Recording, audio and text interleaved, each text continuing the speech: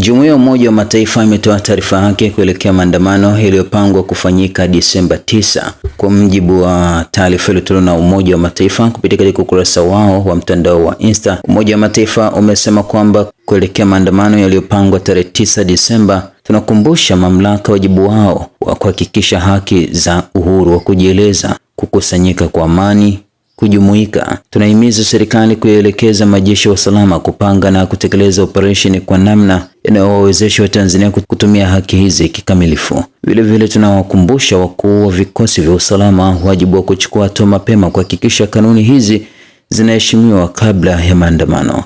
Ripoti zinaonyesha kuwa mamia ya watu waliouawa, zaidi ya watu 2000 walikamatwa baada ya maandamano kufuatia uchaguzi wa Oktoba 29. Wiki tano baada ya uchaguzi bado hakuna taarifa kuhusu idadi ya waliouawa, hakuna ufafanuzi wa mazingira ya vifo. Ripoti za kutoweshwa kwa nguvu bado hazijajibiwa. Kutokuwepo kwa uwazi kuna dumaza imani ya umma. Tunazikumbusha vyombo vya usalama kuepuka kutumia nguvu, kutawanya mikusanyiko isiyo na vurugu, kuchukua hatua za kupunguza mvutano, kufanya kazi kwa kuzingatia sheria za kimataifa. Ikiwa haiwezekani kuepukika, matumizi yoyote ya nguvu ikiwemo silaha zisizo hatari sana yazuiliwe kwa kiwango cha chini kinachohitajika. Silaha za moto hazipaswi kutumika kutawanya mikusanyiko isipokuwa kukabiliana tishio la karibu la kifo au jeraha kubwa. Mnamo Disemba 3, polisi ilitangaza marufuku ya kitaifa ya maandamano ya siku ya uhuru.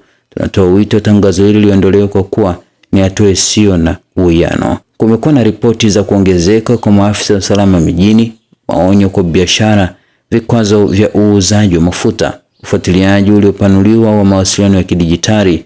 Hatua hizi zinahatarisha kuongezeka mvutano wa umma na kudhoofisha haki za msingi. Tangu katikati ya Novemba, wasomi, viongozi wa kisiasa, watendaji wa asasi za kiraia wameripotiwa kukamatwa, baadhi wakidaiwa kukamatwa na watu wasiojulikana. Tunatoa wito kuachiliwa mara moja na bila masharti kwa watu wote waliokamatwa kiholela. Ofisi yetu inatambua kuwa serikali imeanzisha uchunguzi kuhusu matukio ya baada ya uchaguzi. Uchunguzi lazima uzingatie viwango vya kimataifa vya uhuru, kutopendelea upande wowote, ukamilifu, uharaka na wazi, na utoe ulinzi madhubuti dhidi ya vitisho, unyanyasaji au kukamatwa kiholela kwa yeyote anayeshirikiana nao.